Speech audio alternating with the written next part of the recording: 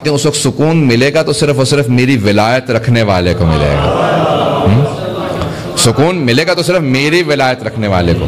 مولا فرماتے ہیں کہ ایک مرتبہ جو مجھے دیکھے گا تو خود بخود مجھ میں محو ہو جائے گا، موت کی تکلیف محسوس نہیں کرے گا، لیکن اس کے علاوہ باقی سب بہت سخت تکلیف محسوس کریں گے۔ موت آئے گی، اس کے بعد پھر ختم ہو گیا، انسان کے روح کا تعلق ٹوٹ گیا۔ جلدی سے ایک واقعہ پیش کر دیتا ہوں۔ ایک بہت بڑے بزرگ عالم دین نے لکھا، ایران کے، مجھے نہیں معلوم اس وقت زندہ ہیں یا نہیں ہیں، خدا کا زندہ ہے تو ان کی زندگی اور بڑھا دے، اور اگر نہیں ہے تو خدا ان کی مغفرت فرمائے۔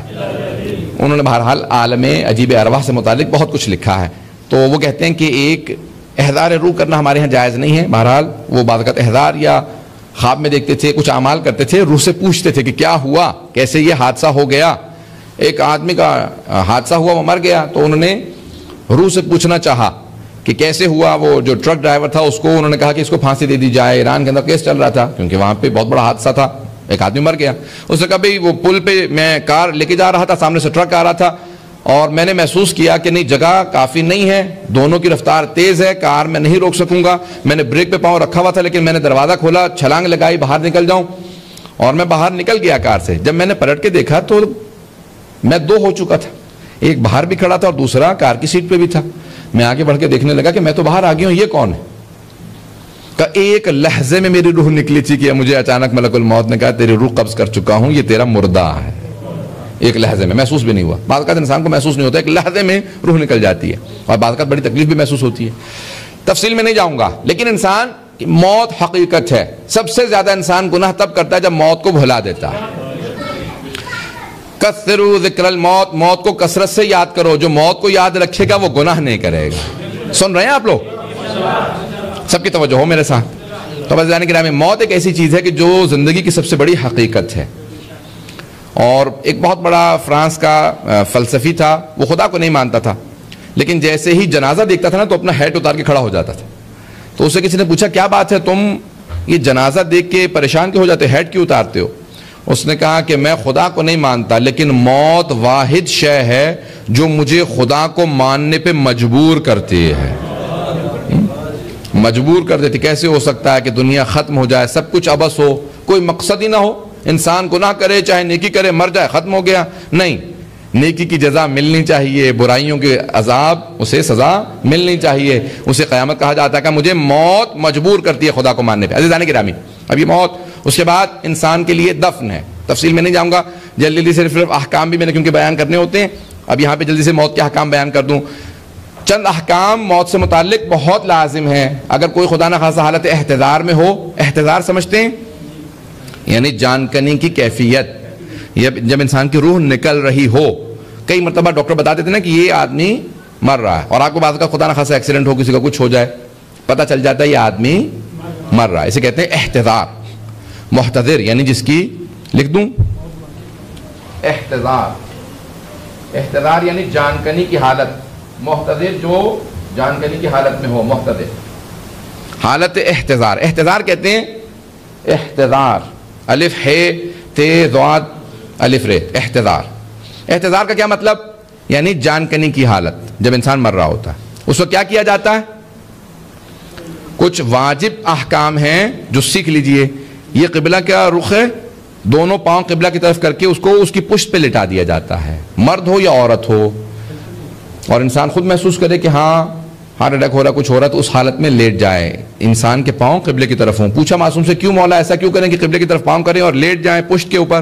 کہ جیسے ہی روح نکلے تو وہ قبلہ روح ہو۔ احکام سننا بھی چاہ رہے ہیں یا نہیں؟ تو بالکل میں نے کہا سناٹا تاریخ ہے تاکہ لوگ سنتے رہیں۔ عزیزان گرامی، اب یہ حالت احتضار ہے، انسان کی جب روح نکل رہی ہو تو پھر قبلہ روح ہو، یہ حالت احتضار۔ اس وقت کیا کیا جائے؟ اگر کسی کو تکلیف محسوس ہو رہی ہے بہت زیادہ، وہ کہے کہ میری روح نہیں نکل رہی، بول نہیں سکتے بعض کا انسان، اس وقت حالت میں نے اکثر جو دیکھا ہے، لوگ بلا رہے تھے مومنین کہ یاسین پڑھ دیں، سورہ صافات پڑھ دیں، جو بھی مستحب ہے 3 چیزوں کی تلاوت، سورہ یاسین کی، سورہ صافات اور آیت الکرسی، اور مستحب ہے کہ اسے 14 معصومین کے نام کہلوائے جائیں۔ اکثر لوگ کہہ نہیں پاتے، بالکل ایک ایسی تکلیف میں ہوتے ہیں کہ بول نہیں پاتے، تو اس وقت آپ خود دہراتے رہیں۔ کیا کہیں گے؟ کہ اللہ رب ہے، محمد نبی ہیں، فاطمہ الزہرا بی بی ہیں، عصمت کبریٰ کی مالکہ ہیں، سیدۃ نساء العالمین ہیں، علی سے لے کے مہدی تک 12 امام ہیں۔ عزیزان گرامی موت انسان کو ہلا دیتی ہے، لیکن موت کے وقت، موت کے بعد، دفنانے کے وقت جب ہمارے درمیان تلقین پڑھی جاتی ہے تو مجھے اس وقت اتنا سکون محسوس ہوتا ہے جب میں تلقین پڑھ رہا ہوتا ہوں کہ پروردگارہ تیرا شکر ہے ہم لاوارث نہیں ہیں، ہم لاوارث نہیں ہیں۔ اسمع افہم، سن سمجھ، اسے کہا جاتا ہے سن سمجھ، اسے کہا جاتا ہے جو زندہ ہو۔ مولا کیوں؟ کہ بعض اوقات بھول جاتا ہے، یاد دلا دینا۔ مولا کیوں؟ کہ بعض اوقات گناہ زیادہ ہوتے ہیں، کہ مولا اگر گناہ نہ ہو کہ تب بھی تو ہرا دینا اسی نام کی برکت سے جو آنے والے فرشتے ہیں حساب کتاب میں نرمی کرنے لگتے ہیں۔ ایک جو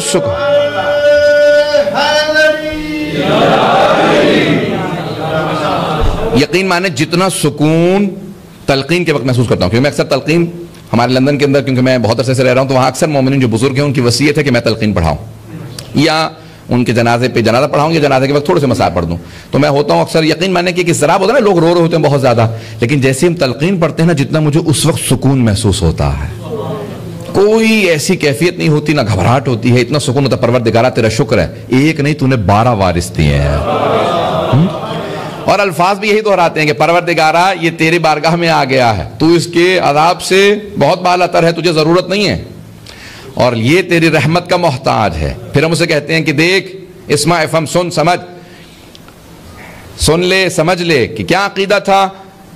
نام لینے کے بعد میت کہتے ہیں عقیدہ یہ تھا جب دو اللہ کے فرشتے آ کے سوال کریں گے کہ ان رب کے، تمہارا رب کون ہے؟ کہا اللہ جل جلالہ ربی، اللہ جل جلالہ میرا رب ہے۔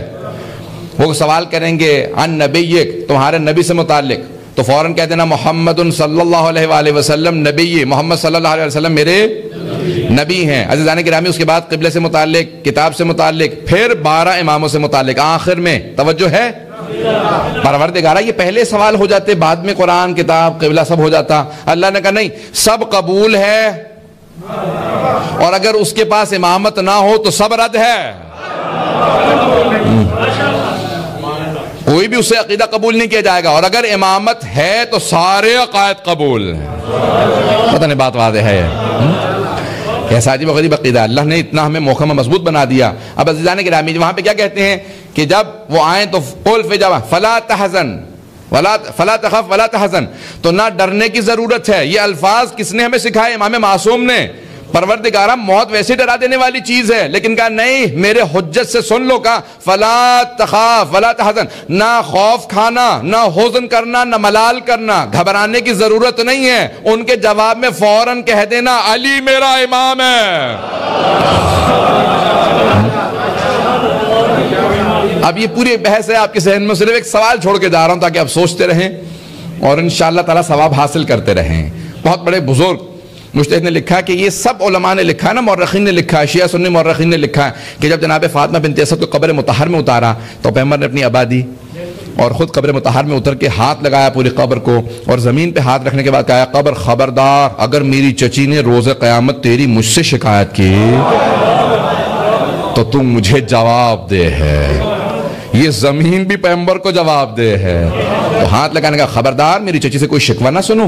تو اس کے بعد آپ نے قبر مطہر کے اندر خود سے اتارا، اور قبر بند کرنے کے بعد سرحانے بیٹھے گریہ کر رہے تھے کہ اچانک پیغمبر گریہ کرنا بند کر دیا آپ نے، اور فوراً کہنے لگے کہ ابنوں کے چچی جان کہہ دیجیے آپ کا بیٹا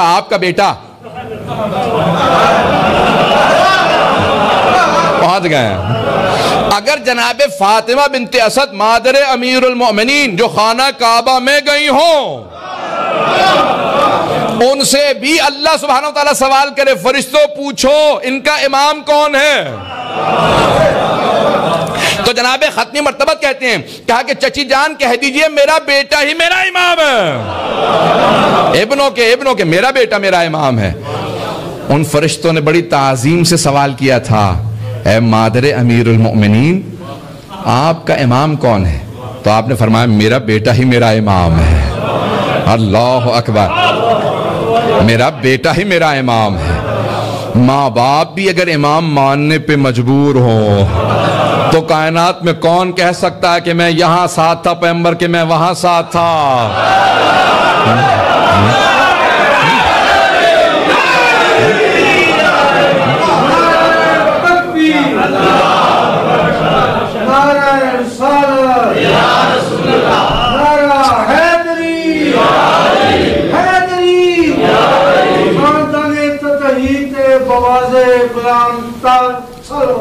اللہم صلی محمد وآل محمد وعجل فرجہ. سب کی توجہ ہے؟ تو اب قبر کے اندر سوال ہوگا. ایک حدیث ہے حضرت حارث حمدانی سے. جناب حارث حمدانی جناب امیر کے اصحاب خاص میں ہیں. تو جناب امیر نے کہا یا حارث الحمدان، اے حمدان کے رہنے والے حارث، من یمت یرانی، جو بھی مرے گا، جو بھی دنیا سے جائے گا مجھے ضرور دیکھے گا. نہیں، بڑا آپ نے گھبرا کے سنا ہے. تو جناب حارث حمدانی نے کہا کہ مولا یہ صرف اپنے والوں کی بات کر رہے ہیں آپ یا سب دیکھیں گے؟ نہیں. مولا نے کہا نہیں، من یمت یرانی، جو دنیا سے جائے گا، جو مرے گا مجھے ضرور دیکھے گا. اب انہیں بڑا عجیب سے محسوس ہوگا، مولا صرف ہمیں نظر آنے چاہیے. پتہ نہیں توجہ ہے یا نہیں. ہوتا ہے نا انسان کو کہ وہ کیوں دیکھیں آپ کو، بس ہم دیکھیں. عاشق تھے جناب امیر علیہ السلام کے جناب حارث حمدانی. کہا مولا یہ ادب احترام میں رہ کے انہوں نے کہا میں اپنے انداز سے پیش کر رہا ہوں. کہا مولا ہم یعنی صرف آپ کے ماننے والے ہی آپ کو دیکھیں گے یا سب کا؟ نہیں. مولا نے کہا نہیں، جو دنیا سے جائے گا مرے گا وہ مجھے ضرور دیکھے گا. کہا مولا وہ کیوں دیکھیں گے؟ کہا اے حارث حمدانی، تمہیں نظر آؤں نہ آؤں انہیں ضرور نظر آؤں گا اور آ کے کہوں گا میرا انکار کیا تھا، اب دیکھ ولایت میری ہے، دنیا میں منکر تھا آخرت میں مان. کہا تمہارے بے شک سامنے سے نہ ہوں، اشارہ فرشتوں کو کر دوں گا یہ میرا. پتہ نہیں توجہ ہے یا نہیں. الفاظ ہے مولا نے کہا اشارہ کر دوں گا یہ میرا ہے. آرام سے ابھی دنیا سے آیا ہے، سختیاں دیکھ کے آیا ہے. روایت کے الفاظ ہیں کہ قبر کے اندر جب دفنا دیا جائے گا تو تاریکی بہت زیادہ ہوگی. آپ نے دیکھا قبر کیسی ہوتی ہے؟ جب قبر بند کر دی جائے گی نا تو انسان بہت پریشان ہوگا. روح آزاد ہوتی ہے، یہ گھبرائیں نہیں کہ روح آزاد نہیں ہوتی، باہر نکل جاتی ہے واپس آ جاتی ہے. جیسے یہ ہے نکل جائے گی، چلی جائے گی، آ جائے گی. مولا نے کہا کہ دیوار سے ہوا پار نہیں ہو سکتی لیکن روح پار ہو جاتی ہے. گھبرا کے نہ سنیے گا. مولا نے کہا کہ بطن مادر میں ماں کی بھی روح ہے، بچے کی بھی روح ہے. روح نکل جاتی ہے، ماں کو محسوس بھی نہیں ہوتا، اتنی لطیف ہے روح. اگر بات سمجھ میں آ رہی ہے، بہت لطیف ہے روح، محسوس نہیں ہوتا. تو کہا لیکن وہاں پہ قبر کی تاریکی دیکھنے کے بعد مومن بہت گھبرائے گا. اچانک اس کے دائیں طرف سے ایک نور آئے گا، دائیں طرف سے نور آئے گا. فوراً کہے گا اس غربت میں، تاریکی میں، جب میرے اپنے مجھے چھوڑ کے چلے گئے تو نے مجھے یاد رکھا کون ہے؟ تو وہ نور کہے گا میں تیری نمازیں. جیسے وہ کہے گا نمازیں کا اتنا سا نور، بس اتنی نمازیں پڑھی تھی. کا کتنی نیت تھی تیری، کتنی توجہ تھی، کیسی نمازیں پڑھی تھی. بہت روئے گا. ایک مرتبہ بائیں طرف سے ایک نور آئے گا، پوچھے گا تم کون؟ کہ میں تیرے روزے. پھر پائنتی سے ایک مرتبہ کہا خمس و زکوٰۃ.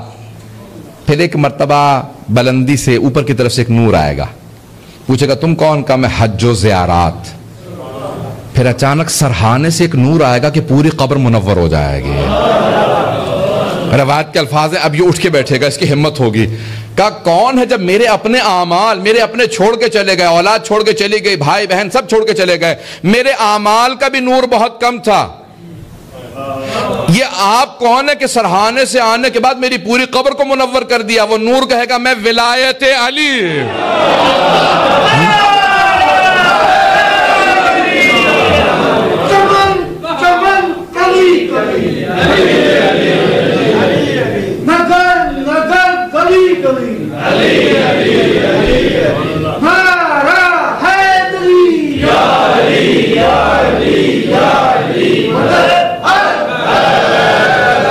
اب غور سے سنیے گا اس بات کو. بہت سے لوگ کہہ دیتے ہیں کہ نہیں ہم گناہگاروں کے لیے ہیں ولایت علی، مولا ہمارے گناہگاروں کے لیے ہیں، بعمل لوگوں کو ضرورت نہیں ہے شفاعت کی. نہیں، بعمل ہی لوگوں کو ضرورت ہے. پتہ نہیں توجہ ہے یا نہیں. بہت سے لوگ کہہ دیتے ہیں بھائی تم لوگ تو بخشے جاؤ گے، تمہارے اعمال ہیں، یہ ہم لوگ جو بے عمل لوگ ہیں ہمارے. نہیں، کوئی بخشا نہیں جائے گا بغیر شفاعت آل محمد کے. کوئی نہیں بخشا جائے گا. عزیزان گرامی، تمام اعمال کی قبولیت کے لیے ولایت امیر المومنین شرط ہے، تمام اعمال کی قبولیت کے لیے. اب ایک مرتبہ قبر میں حساب کتاب ہوگا وہاں. عزیزان گرامی، روز قیامت ایک مرتبہ جب سور پھونکا جائے گا، ظہور ہوگا، سب کو محسوس ہوگا، قبروں سے سب لوگ.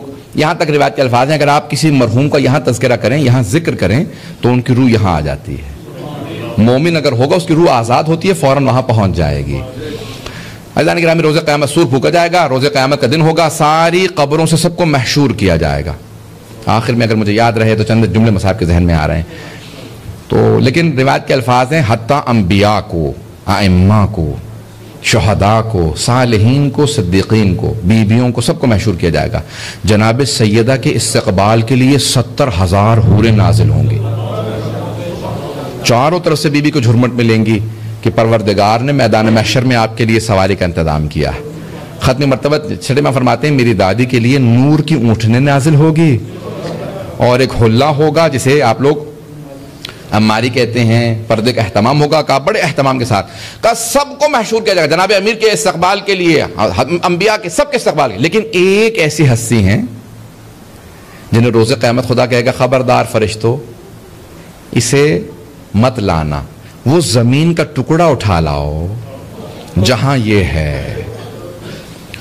تو فرشتے کہیں گے پروردگارہ حسین کو محشور نہیں کرنا، خدا کہے گا نہیں، یہ بڑا زخموں سے چور چور ہے، وہ پورا بقعہ عربی کے الفاظ ہیں، وہ زمین کا پورا ٹکڑا، خدا کہے گا وہ کربلا کا ٹکڑا لے آؤ، میں نہیں چاہتا حسین کو اٹھایا جائے۔ تو بڑے اہتمام کے ساتھ جناب سید الشہداء کو اس پورے زمین کے ٹکڑے کو اٹھا کے لے جایا جائے گا میدان۔ اب میں آخر میں پیش کروں گا کہ جناب سید کے جو الفاظ ہیں، کیونکہ میں جانتا ہوں صاحب آخر میں تفصیل سے پیش کروں گا، مجھے اگر یاد نہ رہے تو کوئی نہ کوئی یاد دہانی کراتے تاکہ میں تفصیل سے پیش کر سکوں یہ جناب سید الشہداء کے وہ مصائب۔ تو اب روایت کے الفاظ ہیں سور پھونکا جائے گا، سب محشور ہوں گے، 50,000 دن تک وہ دن جاری رہے گا اور سب کے سب حساب کتاب دیں گے۔ تو جب جناب ختمی مرتبہ یہ جملے کہہ رہے تھے نا کہ ہر آدمی حساب کتاب دے گا اور سب کو محشور کیا جائے گا اور سب اپنے آپ کو چھپاتے پھر رہے ہوں گے، بہت سو کے لیے لباس کا بھی اہتمام نہیں ہوگا۔ تو ایک مرتبہ مستورات میں رونے کی آواز آئی، پیغمبر نے پوچھا کیا بات ہے؟ کہا یا رسول اللہ آپ کی چچی زمین پہ بے ہوش ہو کے گر گئی ہیں۔ کہا ذرا پردے کا اہتمام کرو، میں اندر آنا چاہتا ہوں۔ جناب ختمی مرتبہ فوراً چچی کے پاس گئے اور خود سے پانی پلایا، کہا چچی جان کیا بات ہے؟ کہا کہ بھتیجے بھی آپ نے کہا کہ روز قیامت لوگ اس حالت میں آئیں گے، مجھ سے برداشت نہیں ہوا۔ کہا چچی جان آپ کے لیے پورا اہتمام ہوگا، آپ علی کی ماں ہیں، بڑا اہتمام ہوگا۔ دیکھیں جناب فاطمہ بنت اسد کے لیے بار بار پیغمبر اسلام کا ایک اس طرح سے اہتمام بتانا، اور بی بی کا زہد و تقوی دیکھیں کہ مادر امیر المومنین ہوتے ہوئے بی بی نے وہ کچھ دیکھا ہوگا جو کائنات میں کسی نے نہیں دیکھا۔ اور آج بہت سے معجزات جو رسول خدا سے متعلق اور علی مرتضیٰ سے متعلق ہماری کتابوں میں آئے ہیں، ان کی بس ایک ہی راویہ ہیں اور وہ ہیں جناب فاطمہ بنت اسد، ایک راویہ۔ کیوں؟ خود فرماتی ہیں بی بی کہ میں نے خود دیکھا کہ رسول خدا درخت کو اشارہ کرتے تھے، وہ زمین پہ آتا تھا، خرمے توڑتے کا واپس پلٹ جا۔ کہ میں نے جب ہاتھوں میں پالا تو میں نے وہ معجزات دیکھے جو کسی اور نے نہیں دیکھے، میں نے اپنے آغوش میں پالا۔ اس لیے جب جناب امیر علیہ السلام نے کہا تھا نا یا رسول اللہ، جب روتے ہوئے آئے تو آپ نے کہا کیا بات ہے یا علی اس طرح سے کیوں رو رہے؟ کہا میری ماں کا انتقال ہو گیا۔ تو آپ نے کہا نہیں، مت کہیں آپ کی ماں کا، کہیں کہ یا رسول خدا آپ کی ماں کا انتقال ہو گیا۔ امی بعد امی، میری ماں کے بعد میری ماں، جس نے مجھے اتنی محبت دی کہ مجھے کبھی محسوس نہیں ہوا کہ میری ماں نہیں ہے، کہ کبھی بھی زندگی میں مجھے کمی محسوس نہیں ہونے دی، بڑی محبت سے پالا۔ سور پھونکا جائے گا، سب کو محشور کیا جائے گا، 50,000 زمین کے 50,000 سال کے برابر ایک دن ہوگا۔ یہ میدان محشر ہے، بیچ میں جہنم ہوگی گڑا بہت بڑا، اور یہاں پہ جنت ہے، یہ پل صراط ہے، پار کرنے کے بعد انسان جنت میں پہنچے گا۔ اگر یہ الفاظ دوبارہ دہرا دوں گا، میدان محشر سے بیچ میں جہنم ہے، اس طرف جنت ہے۔ وَجِیعَ یَوْمَئِذٍ بِجَہَنَّمَ۔ آئیے ذرا میں تھوڑا سا نقشہ کھینچ دوں، اس کے بعد پھر انشاءاللہ وہ روایت پیش کروں گا جو میرے ذہن میں ہیں۔ سب سن رہے ہیں میری بات؟ تو معاد ہے، قیامت ہے، سب کے ذہنوں میں تصور ہو۔ روز قیامت میدان محشر میں محشور کیے جائیں گے، سارے میدان محشر میں لائے جائیں گے، بہت طولانی دن، سب محشور ہوں گے، سب کا حساب کتاب ہوگا۔ حساب کتاب ہونے کے بعد اللہ کہے گا کہ اب وَجِیعَ یَوْمَئِذٍ بِجَہَنَّمَ، اس دن جہنم کو لایا جائے گا۔ توجہ ہے، جہنم کے شعلوں سے متعلق ملتا ہے کہ اس کے شعلے خود بخود آگ باہر نکلے گی، اور بہت سے ایسے ہیں جو جہنمی ہیں، وہ خود آگ باہر نکل کے شعلے ٹانگ سے پکڑ کے اندر کھینچ لیں گے، لوگ فرار کرنا چاہیں گے، جیسے اس میں پوری سمجھ ہے۔ پتہ نہیں اگر بات واضح ہو رہی، جیسے ایک بہت بڑا کوئی اژدہا ہو جس کے اندر بہت بڑا اس کا کوئی پیٹ کھلا ہے، اور ایک مرتبہ اشارے مل رہے ہیں کہ وہ جو ہے دیکھتا جاتا ہے اور کھینچتا ہے، مخلوق ہے، اس وقت موجود ہے، جہنم بھی جنت بھی، دونوں مخلوقان، معصوم کے الفاظ ہیں، اس وقت موجود ہیں۔ کوئی یہ نہ کہے کہ بنائے گا اللہ، ہوگی یا خیال میں ہوگی، نہیں، موجود ہے۔ جیسے زمین ہے اسی طرح سے جنت ہے، اس طرح جہنم ہے، موجود ہے۔ کہ ایک مرتبہ وجیء یومئذ جہنم، اس دن جہنم کو لایا جائے گا. آیا کوئی زمین کا ٹکڑا ہے، کوئی جانور ہے، کیا ہے؟ مخلوق ہے. لایا جائے گا اور وہ خود بخود شعلے نکلتے جائیں گے. جو مستحق ہوگا جہنم کا وہ کھینچتی چلی جائے گی. روایت کے الفاظ ہیں اس کے کنارے پہ میدان محشر میں جناب امیر کھڑے ہوں گے جہاں پل صراط ہوگا، اور مولا جہنم کو آواز دے کے کہا کریں گے یا نار، اے جہنم، ہذا لی وہذا لک، اشارہ کر کے کہا کریں گے یہ میرا ہے، اسے چھونا مت. اشارہ کر کے کہیں گے ہذا لی، یہ میرا ہے، خبردار اسے چھونا مت. ہذا لک، یہ تیرا ہے، اسے چھوڑنا مت. پتہ نہیں توجہ ہے یا نہیں. پل صراط پہ کھڑے ہوں گے، جس سے متعلق آپ نے سنا کہ بال سے زیادہ باریک، تلوار سے زیادہ تیز. یہ پل صراط پار کرنا ہوگا جنت میں جانے کے لیے. بہت بڑی ہے جہنم، بہت بڑی، کیونکہ اکثریت جہنم میں جانے والوں کی ہے. تو اس لیے اکثریت کا کبھی بھی کوئی بہت زیادہ ڈنکا نہ بجائے. پتہ نہیں بات واضح ہو رہی ہے. اکثرہم لا یعقلون، اکثر میں تو عقل ہی نہیں ہے. اکثرہم لا یتدبرون، اکثریت جو ہے وہ سوچتے نہیں ہے. اس لیے اکثریت کا کبھی بھی کوئی ہمارے سامنے تذکرہ نہ کرے کہ ہمیں اکثریت سے ڈرا دیا جائے. اکثریت دنیا کے اندر مشرکین کی ہے، کفار کی ہے. خاص ہوں گے وہ بندے کے جو جنت میں پہنچیں گے، اور بغیر شفاعت علی کے کوئی بھی جنت میں نہیں جائے گا. اب پل صراط پہ جناب امیر کھڑے ہوں گے. بعض ایسے گنہگار ہوں گے کہ گر جائیں گے پل صراط سے. بعض ایسے ہوں گے گنہگار، اتنے گنہگار ہوں گے تو مولا جنت میں پہنچنے کے بعد کہیں گے جہنم، وہ جو میرا تھا اسے لوٹا. پتہ نہیں توجہ ہے یا نہیں. پروردگارہ تیرا شکر ہے علی جیسا امام ہمارا امام. اس حالت میں بھی یاد رکھیں گے میرا ایک آدھا وہاں پہ رہ گیا، فوراً آواز دیں گے وہ لوٹا دے میرا. تو ایک مرتبہ جب نکلے گا تو جلا ہوا ہوگا. مولا کہیں گے حوض کوثر پہ آ جا. جیسے حوض کوثر سے پانی ڈالیں گے سارے زخم دھلتے چلے جائیں گے، دوبارہ صحیح و سالم جنت میں پہنچے گا. کہ اگر کوئی ایسا ہوا بہت گنہگار. عزیزان گرامی، جناب امیر علیہ السلام حوض کوثر پہ پہنچیں گے. شافع روز محشر جناب رسول خدا پوچھیں گے یا علی کس کس کو جنت میں جانا ہے، فیصلہ کرتے جائیے. اور روز قیامت 4 علم بلند ہوں گے، 4 علم بلند ہوں گے، اور ان چاروں کے ایک کوئی نہ کوئی اس کا حامل ہوگا، علم دار ہوگا. جسے آپ لوگ علمدار کہتے ہیں نا اردو میں. ہر علم کا ایک علمدار ہوگا.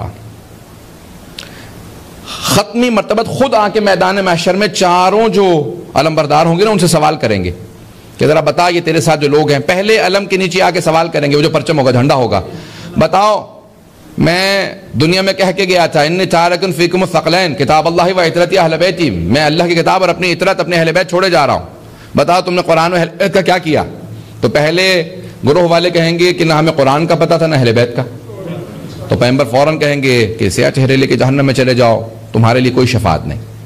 دوسرے گروہ سے سوال کریں گے بتاؤ قرآن و اہل بیت کا کیا کیا؟ وہ کہیں گے قرآن بہت حفظ کیا، بہت پڑھا، لیکن اہل بیت ہمیں معلوم ہی نہیں تھے. پیغمبر کہیں گے تمہارے لیے بھی شفاعت نہیں ہے. تیسرے گروہ سے پوچھیں گے قرآن و اہل بیت کا نہیں، اہل بیت کو مانتے تھے، قرآن ہم نے چھوڑ دیا تھا، کہا تمہارے لیے بھی شفاعت نہیں. چوتھے گروہ کے پاس آئیں گے بتاؤ قرآن و اہل بیت، تو ان کے علم بردار علی ابن ابی طالب ہیں. ایک مرتبہ سارا مجمع آواز دے گا یا رسول اللہ، قرآن ہمارے سینوں میں بڑا محترم تھا، اہل بیت ہمارے سر پہ بڑے محترم تھے، ہم نے دونوں کی خاطر جانیں قربان کی. لوگوں نے ہمیں قتل کیا، ہمیں مارا، ہر جگہ پہ ہمیں مارا، لیکن ہم نے کبھی نہ قرآن کا انکار کیا نہ اہل بیت کا انکار کیا. پیغمبر کہیں گے انہی گروہ کی میں شفاعت کے لیے آیا ہوں جو قرآن کو بھی مانتے تھے، اہل بیت کو بھی مانتے تھے. پتہ نہیں توجہ ہے یا نہیں ہے. جو قرآن و اہل بیت دونوں کو مانتے تھے ان کی شفاعت کروں گا. عزیزان گرامی، چاہے انسان جتنا کم جانتا ہو، اہل بیت کی معرفت بہت کم رکھتا ہو، قرآن کو بہت کم سمجھتا ہو، لیکن بس یہ ضرور مسلم ہے کہ ان کے بغیر گزارا نہ قرآن کا انکار نہ اہل بیت کا انکار. بات واضح ہے سب کے لیے.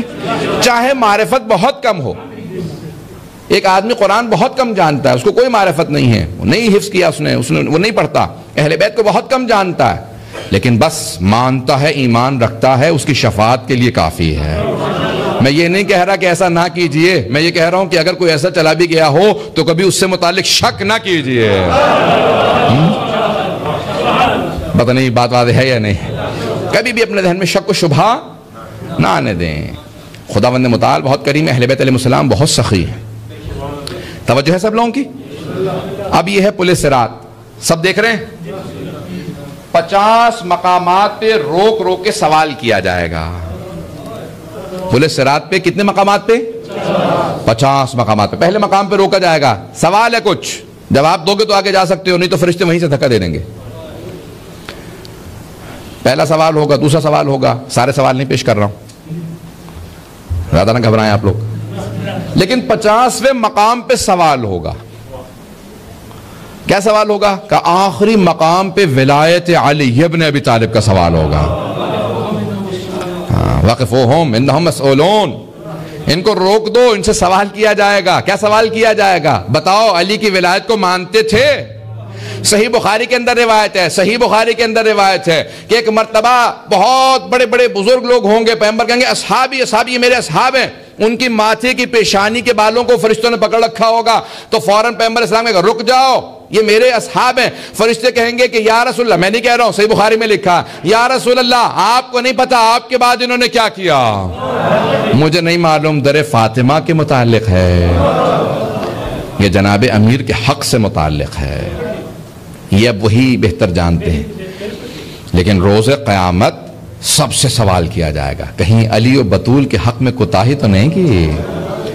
اگر کوتاہی کی ہے تو اب اس مقام سے اس کو دھکیل دیا جائے گا. اور اگر کسی نے زیادتی نہ کی ہو تو ایک مرتبہ در جنت پہ سارے لوگوں کے استقبال کے لیے جناب امیر علیہ السلام کھڑے ہوں گے. جوانان جنت کے سردار امام حسن حسین ہوں گے. چلیں اس سے پہلے کہ میں اور آگے بڑھاؤں بات کو, یہاں پہ جو الفاظ لکھے ہیں نا, بڑے بڑے بعض بزرگ علماء نے, شیعہ سنی علماء نے, مرحوم مولانا اسماعیل دیوبندی صاحب کی کتاب میں دیکھ رہا تھا میں, تو انہوں نے ایک جگہ جملہ لکھا ہوا تھا, کہا کہ اگر کوئی دشمن علی پہنچ بھی گیا نا غلطی سے, میں ان کے الفاظ پیش کر رہا ہوں, ان کا آپ کو مزاج پتہ ہے, تو کہتے ہیں اگر کوئی غلطی سے پہنچ بھی گیا تو جنت میں نہیں جائے گا. اگر غلطی سے پہنچ بھی گیا دشمن علی جنت کے دروازے پہ تو جنت میں نہیں جائے گا. کیوں؟ کیونکہ جیسی دیکھے گا نا کہ لا الہ الا اللہ محمد الرسول اللہ علی ولی اللہ فاطمہ سیدۃ نساء العالمین یا امت اللہ, اور والحسن والحسین سیدہ شباب اہل الجنہ. پتہ نہیں توجہ ہے یا نہیں. وہ کہتے تھے کہ اگر کوئی پہنچ بھی گیا تو خود سے کہے گا کہ میں ان سب کا منکر تھا, یہ جنت نہیں ہے, شیعوں کا امام کوٹ ہے.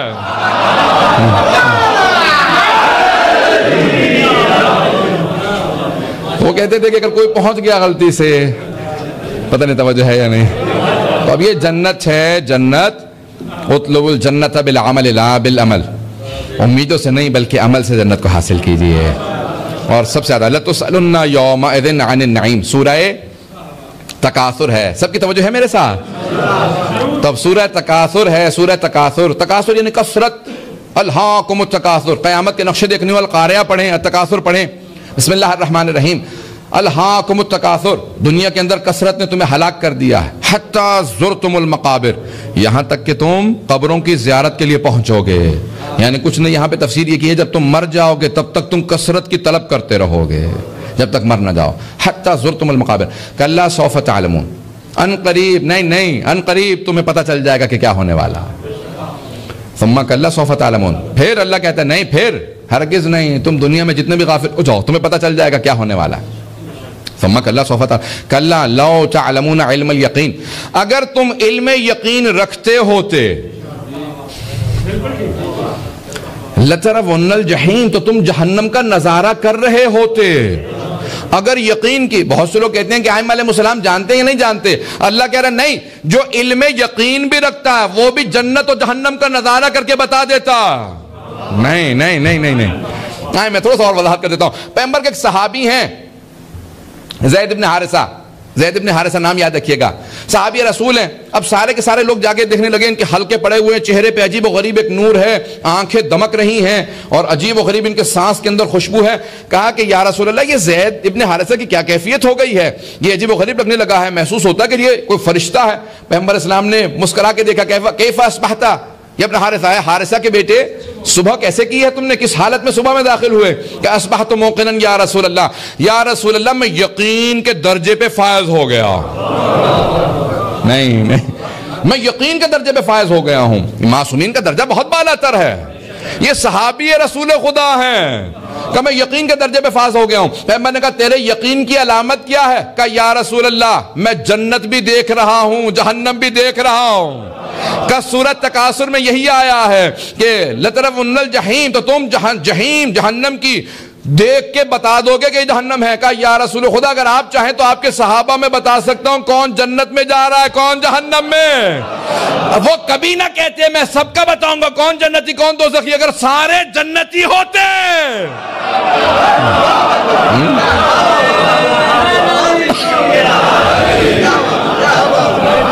اگر سارے جنتی ہوتے تو وہ کہہ دیتے کہ یہ سارے جنتی ہیں یہ جنت ہے. انہوں نے کہا آپ اگر کہیں تو بتا دیتا ہوں کون کون جنتی کون کون جہنمی. پیغمبر نے کہا خبردار مت بتانا راز رہنے دے. پتہ نہیں توجہ ہے یا نہیں. تو اب انہوں نے کہا کہ یا رسول خدا آپ نے میرا راز کھول دیا. آپ نے سب کے سامنے بتا دیا میں یقین کے درجے پہ ہوں. اب یہ سب آ کے مجھ سے تنہائی میں پوچھنے لگے ہیں میرا کیا مقام ہے جنت میں جاؤں گا نہیں جاؤں گا. کہا یا رسول خدا آپ یہ سب مجھ سے پوچھنے لگے ہیں. تو پیغمبر نے کہا مجھ سے کیا چاہتے ہو. یہ نہیں کہا کہ پتہ نہیں توجہ ہے مجھ سے کیا چاہتے ہو. یقین کے جو درجے پہ فائز ہو وہ جانتا ہے کس سے چاہنا چاہیے. کہا یا رسول اللہ میں نے یقین کے درجے پہ فائز ہونے کے بعد دیکھا ہے جو رتبے ہیں نا جو میں حاصل کر سکتا ہوں ان میں سب سے بڑا رتبہ شہید کا ہے. بس میرے لیے اتنی دعا کر دیجئے میں بھی شہید ہو جاؤں. پیغمبر نے ہاتھوں کو بلند کیا کہ پروردگار ایسے شہادت نصیب فرما دے. اگلا جو پہلا غزوہ اس کے بعد ہوا اس میں سب سے پہلے شہید زید ابن حارثہ.